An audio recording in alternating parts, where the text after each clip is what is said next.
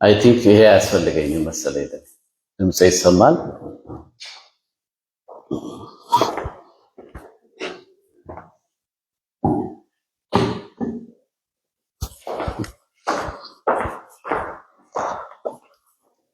እንዴት ናችሁ ቅዱሳን?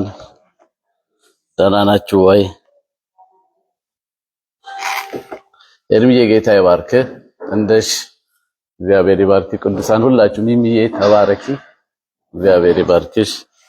ያው ጋዱ ትረሳለች፣ ተስፋዬ ቢኖር አይረሳም፣ እንደ ተድላ ሁሉ አይረሳም። ክብር ለጌታ ይሁን። እግዚአብሔር ይባርካችሁ ሁላችሁንም። እስቲ ስለ ቃሉን ጸልይና ከጌታ ቃል ደግሞ አብረን እናያለን። እግዚአብሔር አባት ሆይ እናመሰግንሃለን። ክብር ሁሉ ለአንተ ይሁን። ጌታ የሚመስል የለም። በፊት እንድንሆን የረዳህን መንፈስን በመካከላችን ያፈሰስከው አንተ ነህ። ሁሉ ካንተ የተነሳ ሆኖልናል። ጌታ የዘላለም አምላክ በዚህ ሰዓት ደግሞ በጦርነት በተለያየ ነገር በስቃይ ውስጥ ያሉትን እንድታስባቸው ሰላምን እንድታደርግ በክርስቶስ ኢየሱስ ብለን አንተ አሳልፈን እንሰጣለን። የሚኖረንን ጊዜ ሁሉ ባርክልን። ቅዱስ መንፈስ ቃልን ያስተምረን። ሁሉ ለአንተ ክብር ይሁን በጌታ በኢየሱስ ክርስቶስ ስም ሃሌሉያ።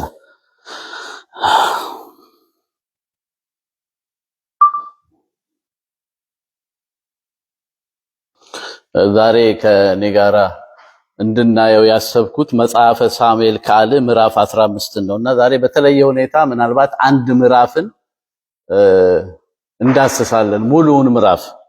ምክንያቱም የምናገረው በዳዊት ሕይወት ታሪክ ላይ ተመስርቼ ስለሆነ ከዳዊት ሕይወት ብዙ የሚጠቅም መንፈሳዊ መርህን እናገኛለን ብዬ አስባለሁ። ግን የምነሳበት ሐሳብ መጽሐፈ ሳሙኤል ካልዕ ምዕራፍ 15 ቁጥር 31 ላይ በጌታ በኢየሱስ ስም አነበዋለሁ። አኪጦፌል ከአቢሴሎም ጋር በሴራ አንድ ነው ብለው ለዳዊት ነገሩት። ዳዊትም አቤቱ የአኪጦፌልን ምክር ስንፍና አድርገህ እንድትለውጥ እለምንሃለሁ አለ ይላል። ክብር ለእግዚአብሔር ይሁን። አኪጦፌል ከአቢሴሎም ጋር በሴራ አንድ ነው ብለው ለዳዊት ነገሩት። ዳዊትም አቤቱ የአኪጦፌልን ምክር ስንፍና አድርገህ እንድትለውጥ እለምንሃለሁ አለ። ክብር ለጌታ ይሁን። ሁል ጊዜ እንደምታውቁት እኔ ብቻ ሳልሆን ብዙ ሰባኪያን የዳዊት ስም ካፋቸው አይጠፋም።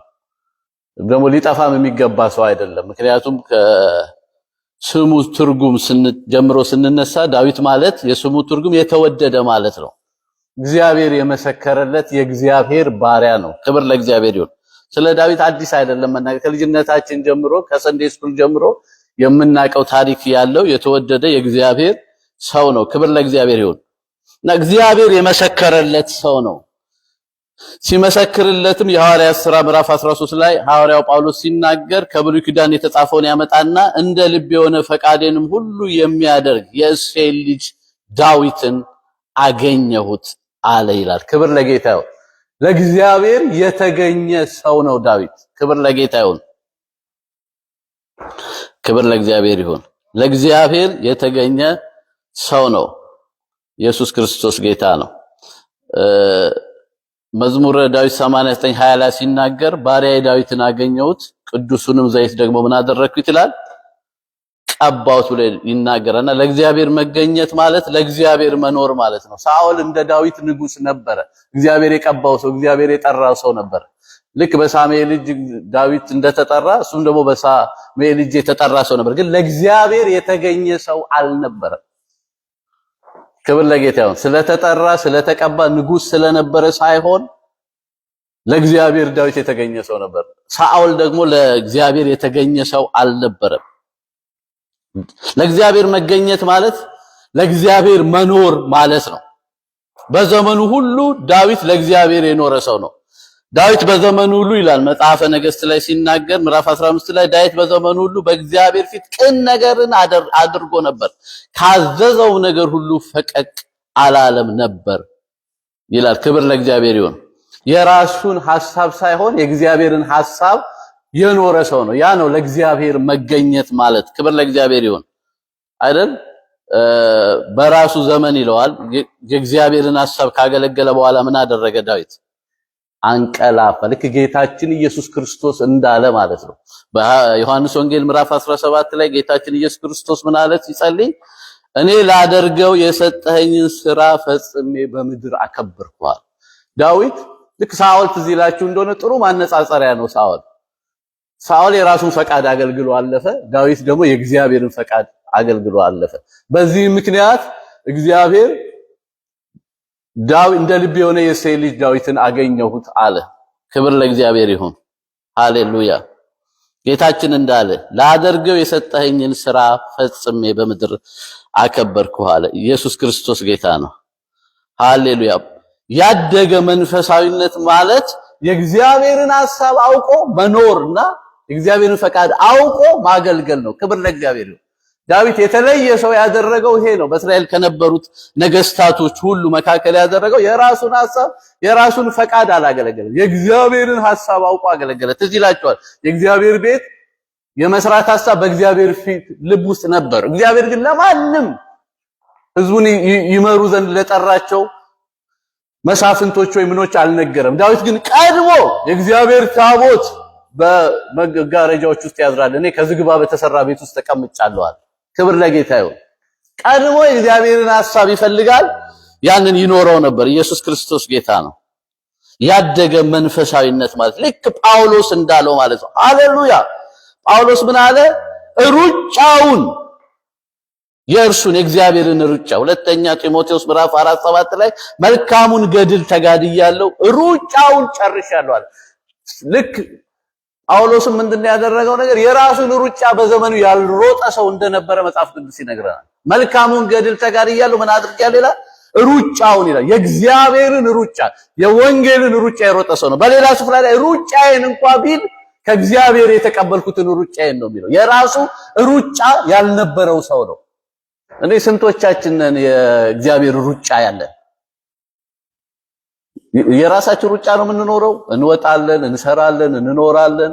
እግዚአብሔር ይመስገን ሁላችንም እናደርገው ነው። ግን የእግዚአብሔር ሩጫ አለው በሕይወታችን።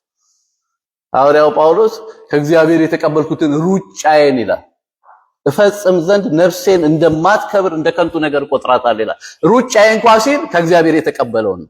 የራሱ ሩጫ አልነበረውም። ልክ እንደዛ ዳዊት የእግዚአብሔርን ሐሳብ ካገለገለ በኋላ ምን አደረገ?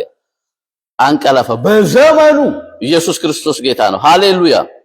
ያደገ መንፈሳዊነት የእግዚአብሔር በዘመናት መካከል በነቢያቱ አፍ እንደተናገረው ይሄ ችግር አለው በሰው ልጆች ላይ። ምክንያቱም የሰው ልጆች ችግራቸው ምንድነው? ጊዜ ራሳቸውን እንጂ እግዚአብሔርን ምን አያደርጉም፣ አያስቡም አይደል? በትንቢት ላይ ሲናገር ሐሳቤ እንደ ሐሳባችሁ መንገዴም ደግሞ እንደ መንገዳችሁ አይደለም ይላል እግዚአብሔር። ሰማይ ከምድር ከፍ እንደሚል እንዲሁ ከፍ ያለ ነው። ሐሳባችንን ማቀራረብ ያስፈልጋል አይደል? ከእግዚአብሔር ጋር ከእግዚአብሔር ፈቃድ ጋር ከእግዚአብሔር መንግስት ሐሳብ ጋር ሐሳባችንን ማቀራረብ ያስፈልጋል። ዳዊት የእግዚአብሔርን ሐሳብ ካገለገለ በኋላ ስንል ቀላል ነገር አይደለም። ሰማይ ከምድር ከፍ እንደሚል ሐሳቤ እንደ ሐሳባችሁ አይደለም ማለት። በዘመናት መካከል እግዚአብሔር ምን ነበር? ይሄ ጥያቄ ነበረው። ትዝ ይላችኋል ጌታችን ኢየሱስ ክርስቶስ ጴጥሮስን ያለው እንዲያውም ጴጥሮስ ያለው በጣም መልካም ነገር ነበር የተናገረው። ጴጥሮስ ጌታ ኢየሱስ ክርስቶስ በቃ ይገሉኛል፣ እያዛለሁ፣ እሞታለሁ፣ በሶስተኛው ቀን እነሳለሁ ብሎ ስለመስቀሉ ሲያወራ ጴጥሮስን አለው አይሁንብህ አለው። ጌታ አይሁንብህ አለው። እውነቱን ነው አይደል? አይኑ ያልተከፈተ ሰው መንፈስ ቅዱስ ያልመጣበት ሰው በጣም አንድ ወዳጁ የቅርብ ወዳጁ ከሐዋርያትም መጀመሪያ ነው ጴጥሮስን የጠራው። አብሮት የኖረ ሰው ሁሉ ነገሩን አሳ ማጥመዱን ሁሉ ጥሎ የተከተለው ሰው ልሞት ነው ሲለው አይሆንብህ ቢለው ኖርማል ነው። ነገር ግን ጌታ እንደዚህ ያለው ሂድ አንተ ሰይጣን የሰውን እንጂ የእግዚአብሔርን አታስብም ማለት አታስብም ማለት። እኛ እንደዚህ አይነት በጣም ጥልቅ ነገር አይደለም የምንሳሳተው። የእግዚአብሔር የሆነውን ነገር የራሳችን በማድረግ ነው የምንቸገረው። የእግዚአብሔር ሐሳብ የእግዚአብሔር ሥራ የሆነው ይህንን ወንጌል እንኳን የራሳችን ነው የምናደርገው የክርስቶስ ሳይሆን። ስለዚህ ለእግዚአብሔር መገኘት ክብር ለእግዚአብሔር ይሁን። የተነሳውበት ሐሳብ ይሄ እንዳልሆነ አውቃለሁ። ግን እንደነገርኳችሁ ከምዕራፍ ሁሉ ከዳዊት ሕይወት ነው ዛሬ የምንማረው። ክብር ለእግዚአብሔር ይሁን። የዳዊት ሌጋሲ ምንድነው? የዳዊት ሌጋሲ የዳዊት ውለታ። ይሄን አሁን የምነግራችሁ ስለ ዳዊት ሌጋሲ ኤአይ ብትጠይቁ የሚነግራችሁ፣ ጎግል ብትጠይቁ የሚነግራችሁ፣ ዓለም ሁሉ የሚነግራችሁን ነገር ነው የምነግራችሁ። ጀስት ጥቅስ አውጥቼ የምሰብካችሁ ነገር አይደለም። ዓለም ያወቀው ፀሐይ የሞቀው ማለት ነው። ምድር ላይ ያለ እውነት ነውና ሌጋሲው ማለት ቅርሱ የዳዊት ቅርስ በዚህ ምድር ላይ እንደኔና እንደናንተ ኖሮ ሲያልፍ ምንድነው የተወው ለዚህ ፕላኔት ለእስራኤል እንደ ሀገር የተወው ነገር ምንድነው? አንደኛ እስራኤልን ከጠላቶቻቸው ሁሉ አሳርፏል። ክብር ለጌታ ይሁን። እግዚአብሔር አንድ ሰው ይጠቀማል። ክብር ለኔሽንን ሊለውጥ ክብር ለእግዚአብሔር ይሁን። እስራኤልን ከጠላቶቻቸው ሁሉ አሳርፏል። እስራኤልን አንድ አድርጓል። የተለያዩ ጎሳዎች ነበሩ፣ ትራይቦች ነበሩ። እነሱን ሁሉ አንድ አድርጓቸዋል። አንድ ትልቅ እስራኤልን ፈጥሯል። ክብር ለእግዚአብሔር ይሁን። ኢየሩሳሌምን የመንግስቱ መቀመጫና የአምልኮ ማዕከል አድርጓታል። ኢየሩሳሌም እንዴት በጣም ኢምፖርታንት ነገር እንደሆነ አሁን ድረስ ታውቃላችሁ። በፖለቲካው በመንፈሳዊው እና ዳዊት ነው ኢየሩሳሌምን የመሰረታት። በሰው ዘር ላይ ሁሉ ተጽዕኖን ፈጥሯል። በሃይማኖት ይሁዲነትን፣ ክርስትናን እና እስልምና ላይ ተጽዕኖ ፈጥሯል። ይሁዲ የራሱ ሃይማኖት ነው። ክርስትና ታውቃላችሁ መሲሁ ከዳዊት ዘር እንዲመጣ እግዚአብሔር ተስፋ ሰጥቶታል። ኢየሱስ ክርስቶስ የዳዊት ልጅ ተብሏል። እስልምናም ላይ እንደዛ ተጽዕኖ ፈጥሯል። በኪነ ጥበብ አሁን ዓለማዊ ነገር ልናገር እንዳይመስላችሁ። በኪነ ጥበብ በግጥም፣ በቅኔ፣ በዜማ፣ በሙዚቃ፣ በአምልኮ፣ በአለባበሳቸው ጀምሮ ስነ ኪነ ጥበብ የሚባለው ላይ በምድር ላይ ትልቅ ተጽዕኖ ፈጥሯል። ግጥም፣ ቅኔ፣ ዜማ ላይ እኔ እንደዚህ አይነት ግጥም ይሻለኛል። ዜማ፣ ቅኔ፣ ሙዚቃ ሰው አይደለሁም፣ ግን ካነበብኩት የሚለውን ነገር የዳዊት ሌጋሲ ተጽዕኖ የፈጠረው በእነዚህ ነገሮች ላይ ነው። እናውቃለን መዝሙሮቹን ስለምናነብ ዘማሪ እንደሆነ ስለምናነብ እና ከአለባበስ ጀምሮ መጽሐፍን የነገስት የብሉይ ኪዳን መጽሐፍ ስትመለከቱ ልብሰ መንግስታቸውንም ጌጠኛ ልብስ ለብሰው እንደ ንጉስ ዳዊት ስርዓት ይላል። ካህናቱ የሚለብሱት ልብስ ብዙ የሆነ ሰው ነው። እግዚአብሔር እንደ ዳዊት ያርጋችሁ። ሃሌሉያ። በጣም ብዙ ነው። ነብይ ነው፣ መሪ ነው። ወደታች ወርጃ ያሳያችኋለሁ። ዳዊት የመሪ የሊደር ሳምፕል የሊደር ሞዴል ነው። ብዙ ነው። ዜማው፣ ቅኔው፣ ንግስናው፣ ዘማሪነቱ፣ ማስተዳደሩ፣ ተዋጊነቱ እግዚአብሔር ብዙ ያርገን። ሃሌሉያ። ይችላል እግዚአብሔር። ዳዊትም እንደኛ ሰው ነበረ። ክብር ለጌታ ይሁን። ሃሌሉያ። በኪነ ጥበብ እንደነገርኳችሁ ነው። በአለባበሳቸው የካህናቱ የሚለብሱትን ሳይቀር ዲዛይነር ነበረ ዳዊት። በብዙ ነገር እግዚአብሔር የቀባው ሰው ነበር። በአመራር ተጠያቂነት ያለበት አመራር፣ ኃላፊነት የሚወስድ አመራር፣ ይቅርታ የሚጠይቅ ተጠያቂነት ያለበት አመራር የአመራር ሞዴል ነው ይባላል። ነገስት መጽሐፍን ስታነቡ ይሄ በጣም ሲምፕል ነው። ነገስታቶች ጥሩ አረጉ ጥሩ አላደረጉ ለማለት መለኪያው ነበረ፣ መመተሪያው ዳዊት ነበረ። እንደ ንጉስ ዳዊት በቅን ልብ አልሄዱም፣ በዳዊት መንገድ አልሄዱም ነው ተብሎ የሚፈረጁት። መለኪያ ነበረ፣ የእውነት መለኪያ፣ ክብር የሊደርሺፕ መለኪያ ነበረ። ክብር ለእግዚአብሔር ይሁን። ሃሌሉያ። ታዲያ ይሄ ወደ ዛሬ ሐሳቤ ልመጣ ነው። ይሄ ዳዊት አንድ ቀን በመከራ ውስጥ ገባ። በቃ እንዲህ ነገርኳችሁ። የትልቅ ሰው ትልቅ ንጉስ የእስራኤል የልጅ ልጅ ትምክት አድርጎ እግዚአብሔር ያስነሳው ሰው በመከራ ውስጥ እንደገባ መጽሐፍ ቅዱስ ይነግረናል። የገዛ ልጁ መፈንቅለ መንግስት አደረገበት። አቢሴሎም በዳዊት ላይ ተነሳበትና ድንገት በቤተ መንግስት ከጀነራሎቹ ጋር በንግስናው እያለ ድንገት በኬብሮን መለከት አስነፋ። አቢሴሎም ወሬኞችም መጥተው እስራኤል ሁሉ ከአቢሴሎም ጋር ነው አሉት። ዳዊትም እያለቀሰ በባዶ እግሩ ዳዊትና አብረውት ያሉት ሁሉ በጨርቅ ተከናንበው የደብረ ዘይትን አቀበት ወጡ ይላል። እያለቀሱ ወጡ ይላል። የመጽሐፈ ሳሙኤል ካል ምዕራፍ 15 ላይ ታገኙታላችሁ። ወጡ ይላል። ዳዊት ድንገት ከባድ በሆነ መከራ ውስጥ ገባ። የገዛ ልጁ የሚወደው ልጁ ወሬ ነጋሪ ሲመጣ አስቀድሞ የሚጠይቀው ልጅ አቢሴሎም ሰላም ነውን? እንዴት ነው አቢሴሎም ልጄ ደህና ነውን? የሚለው የሚወደው ምህረት ያደረገለት ልጁ በመንግስቱ ላይ ተነሳበትና በባዶ እግሩ ይህን ታላቅ ንጉስ ከቤተ መንግስት አባረረው። እያለቀሰ ራሱን ተከናንቦ በደብረ ዘይት አቀበት ወጣ ይላል ዳዊት።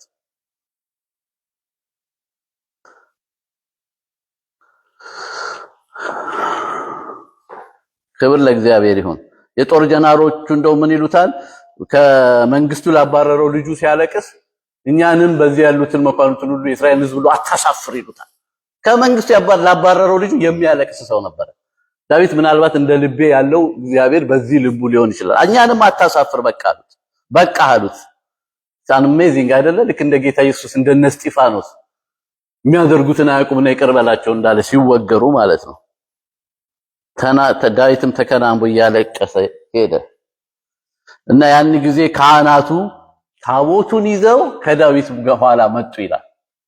ያን ምዕራፍ 15 ላይ እንዳለ ያለ ታሪክ ነው የሚነግራችሁ። ታቦቱን ይዘው ከዳዊት ጋር ተከትለው መጡ ይላል እና ሶ ኢንተረስቲንግ በጣም ነው የሚገርመኝ ይሄ ሐሳብ። ምክንያቱም ከማለ ካህናቱ ታቦቱ የዳዊት ይመስላቸው ነበር።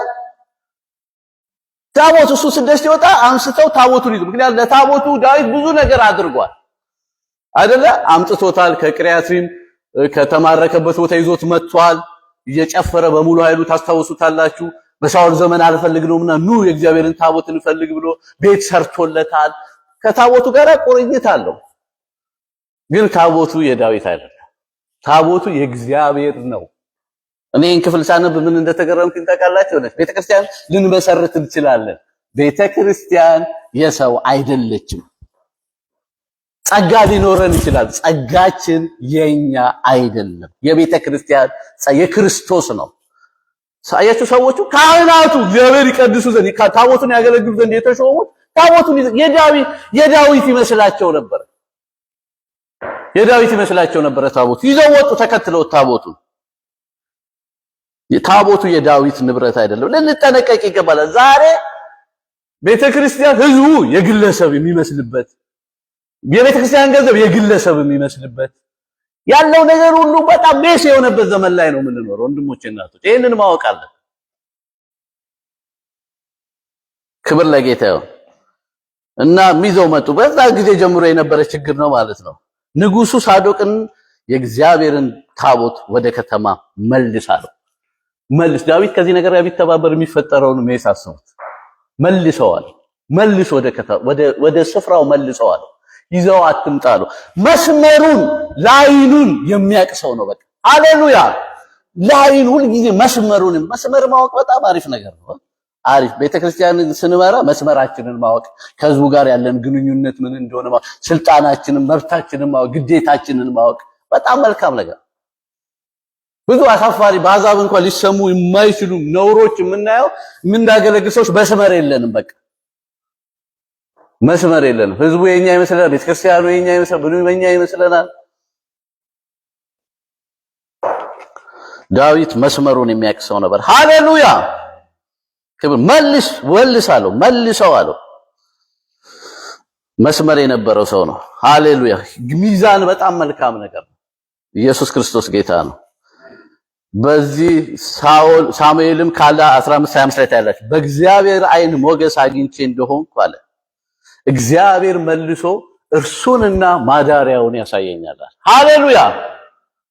ታቦቱ ከኔ ጋር አይንከራተትም ማለት ነው። እግዚአብሔር ቢፈቅድ አለ እሱ መልሶ እግዚአብሔር በፊቱ ሞገስ ባገኝ ማደሪያውን ታቦቱን ያሳየኛል። ከኔ ይልቅ ይከብራል አለ። ታቦቱ ከኔ ይልቅ የከበረ ነው አለ። የቃል ኪዳኑ ታቦት ቢፈቅድልኝ ሄጄ አየዋለሁ እንጂ እንዲህ ይዤው ኢየሱስ ከኔና ከናንተ ይልቅ፣ ቃሉ ከኔና ከናንተ ይልቅ፣ መንፈስ ቅዱስ ከኔና ከናንተ ይልቅ ይከብራል። ክብር ለጌታ ይሁን። ሞገስ ባገኝ በፊቱ ሄድና አየዋለሁ አለ። ከኔ ጋር አይደል እንትኑን ደረጃውን ያውቅ ነበር። ክብር ለጌታ ይሁን። ሃሌሉያ። እና ማደሪያዎች እኮ እንደምን የተወደዱ ናቸው ይላል። ምናልባት ዳዊት እንዲሁ ዝም ብዬ ዳዊትን ሳይሆን ከመንግስቱ መልቀቁ ሳይሆን ከማደሪያው መራቁ ነበር የሚያስለቅሰው። ማደሪያዎች እንደምን ምን ያሉ ናቸው? የተወደዱ ናቸው ይላል። የጌራ ልጅ የሚባል ሳሚ አይቶ ምን አደረገው? መንገድ ላይ ያለቀሰ የጌራ ልጅ ሳሚ አይቶት፣ ጥሩ ታሪኩን እየተከተላችሁ ነው ታውቁታላችሁ። ከማስነብባችሁ ዛሬ እንደ ጓደኛ ነው ማወራችሁ። ክብር ለጌታ ይሁን። እንደ በቀራሴ የተማርኩትን ነገር እንዳለ እስቲ ልሞክረው ብዬ ነው። ክብር ለጌታ ይሁን። የጌራ ልጅ ሳሚ አየውና ሰደበው። አንተ የደም ሰው ነህ አለ። ከየሳኦል ቤተ ዘመድ የሆነ ሰው እግዚአብሔር መልሶ አመጣባሉ። ሰደበው። መንገድ ላይ ሲሄድና የዳዊት የጦር አለቆች ምን አሉ? እንግደለው አሉ። ቢገለው አቢሳ የሚባለው በቃ ምናምንቴ ልግደለው ሲለው ዳዊት እንደ ነገር አለው። በጣም የሚገርም ነገር ተናገረው። ምን አለው? ተወው አለው። ተው እግዚአብሔር ስደበኝ ብሎት ይሆናል ነተው አትምቷል። እና ምንድነው አለ ዳዊት ታይሚንግ የሚያቅሰው ነው። ጊዜ የሚያቅሰው ነው። በጣም ትልቅ መንፈሳዊ ነው። ይሄ ጊዜ የመከራ ጊዜ ነው።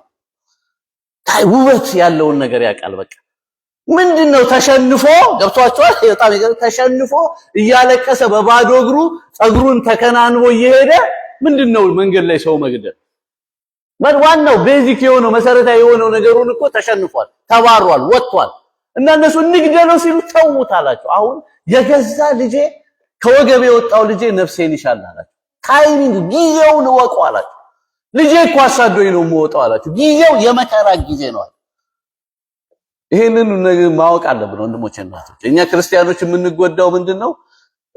ብዙ ጊዜ በጣም ተስፈኞች ነን። መልካም ነገር ድንቅ ነገር ምናምን ታምር እንደሚመጣ ነው ሁልጊዜ የምንጠብቀው። ሚዛን መጠበቅ ማወቅ አለብን። እና መጥፎ ነገር ሲመጣ ከእግዚአብሔር ጋር ያጣላናል፣ እንጎዳለን፣ እንሰበራለን። የተዘጋጀን አይደለም። እና ዳዊት ምን አለ? ይሄ እግዚአብሔር ፈቅዶለት ምናልባትም እግዚአብሔር ፈቅዶለት ተወው አለ። ታውቃላችሁ ዳዊት ይሄ ነገር መጽሐፍ ቅዱስ ስትመረምሩ በትክክል በእግዚአብሔር ቅጣት ውስጥ በዳዊት ሕይወት የመጣ ነው። ምክንያቱም ማንን ነበር? ኦሪዮንን ዳዊት አስገድሎ አብያንተናን የኦሪዮን ሚስት ውስጥ ገብቶ እሱን ወደ ጦርነት አድርጎ አስገድሎ ነብዩ ናታን ወይም ዳን ይቅርታ ልሳሳት ይችላል ወደሱ መጥቶ አንተ ይሄን ነገር በስውር አደረከው በአደባባይ ደግሞ ከራስ ቤተሰብ የሆኑ ሰዎች ወደ ቤተ መንግስት ይገባል፣ ወደ ቅባቶች ይገባል ብሎ መልእክት ተሰጥቶት ነበር። እና ይሄ የሆነው በእግዚአብሔር የዘራውን እያጨደ ነው። በእግዚአብሔር ሐሳብ ውስጥ የነበረ መከራ ነው። እና ዳዊት በጣም ብልህ ሰው ነው። ኢሞሽናል ሰው እንትን ምናምን ሰው አይደለም። በጣም አስተዋይ ሰው ነው። ይሄ ነገር ከእግዚአብሔር ሊሆን ይችላል። ተው አለው። ይሄ ነገር የሚፈታው እግዚአብሔር ብቻ ነው። የእግዚአብሔር ምሕረት ብቻ ነው የሚፈታው። ይሄን የሚፈታው እኛ አንፈታውም፣ ከእግዚአብሔር ነው አለ። ህይወታችን የሚመጡ ነገሮች ሁሉ ከሰይጣን ብቻ አይደሉም። ይሄንን ማወቅ ያስፈልጋል። ከሰይጣን ብቻ አይደሉም ሊመጡ ይችላሉ። እግዚአብሔር ብቻ ይፈታቸዋል። ክብር ለጌታ ይሁን። ሃሌሉያ። ተውት አለ። ዳዊት ጊዜውን ያውቅ ነበር። ከወገቤ የወጣው ልጄ ነፍሴን ይሻል፣ ይልቁንስ የብንያም ልጅ ደግሞ ምንድነው አላቸው። ምናልባት በዚያ ቀን በመከራዬን አይቶ እግዚአብሔር ይራራልኝ ይሆናል አለ። አያችሁ በመከራ ቀን ሰው አይፍጨረጨርም ማለት ነው አይደል? ውበት የለውም አይደል? ተሰዶ ተሸንፎ ደግሞ ሌላ ሰው ማጥቃት ዝም ነው የሚባለው አለ። ልክ ያዕቆብ እንዳለው የሚያስጨንቅኝ ህዝብ ላይ እስኪመጣ ድረስ አለ የመከራን ቀን ዝም ብዬ እጠብቃለሁ አለ። በመከራ ቀን ዝም ነው የሚባለው። ማንም አይሰማህም፣ አይሰማሽም። በመከራ ቀን እግዚአብሔር ቀን እስኪያመጣ ዝም ነው የሚባለው። ክብር ለጌታ ይሁን። ኢየሱስ ክርስቶስ ጌታ ነው። ምንም ነገር ነው በጊዜው የሚያምረው። ክብር ለእግዚአብሔር ይሁን። የእግዚአብሔርን ፈቃድ የሚያውቅ ሰው ነበር።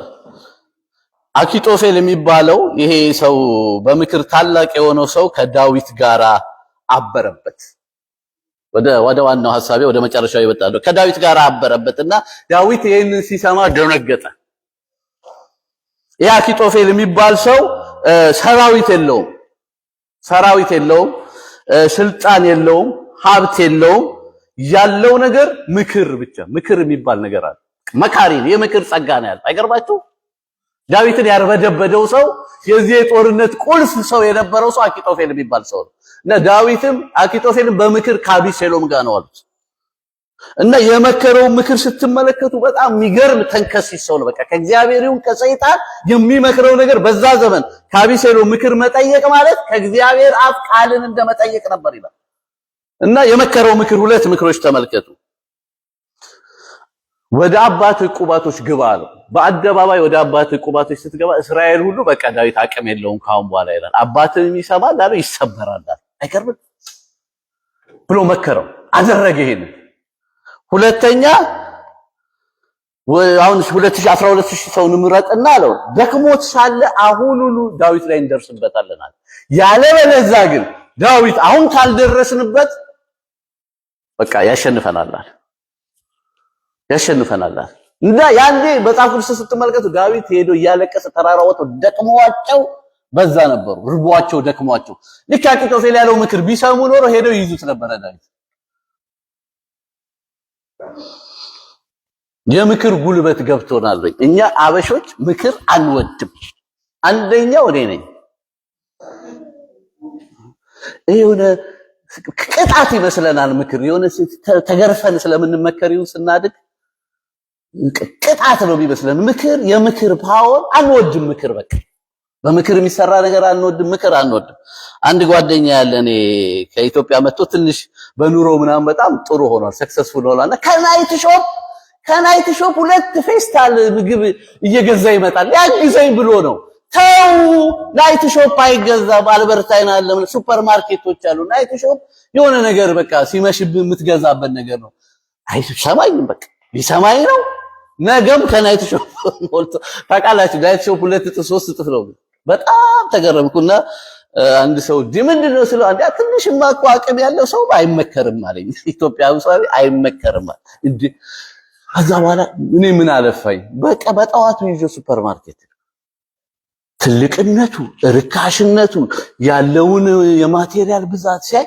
ወይ ጉድ አለኝ እንቢኮ አለ ነው ከስራ እመጣለሁ ከስራ ስመጣ በቃ ያለ ይሳማታ ላይ በቃ ሊያግዘኝ ነው ብለው ሰራው ሊገባው ሊመከር አልቻለም በቃ አቤት ምክር አንወድም በቃ ምክር በጣም ቁልፍ ነገር ነው ወንድሞቼ የዚህ ጦርነት ዋናው ነገሩ ኃይሉ ያልነበረው ምክሩ ላይ ነው ክብር ለጌታው ምክር እስቲ ራሳችሁን ነው ምክር አንወድም ከመከረን ሰው የናቀን ነው የሚመስለን እኔም እንደዛ ነኝ ግን በምክር ውስጥ ይወላችሁ ብዙ ምክር ባለበት ድል አለ ይላል መጽሐፍ ቅዱስ በጣም ወሳኝ ነው አይደል እንደው ቀኑ ሲቀርብ ያያያችሁ እርስ በርሳችሁ ተመካከሩ ነው የሚለው መጽሐፍ ቅዱስ ተመካከሩ እና አኪጦፌል የምክርን ጉልበት እናቃለን ነው ዳዊት ያስደነገጠው ከአብሴሎም ጋር የነበሩ ጦረኞች ሳይሆኑ ይሄ የሚመክር ሰው ነው ክብር ለጌታ ይሁን ሃሌሉያ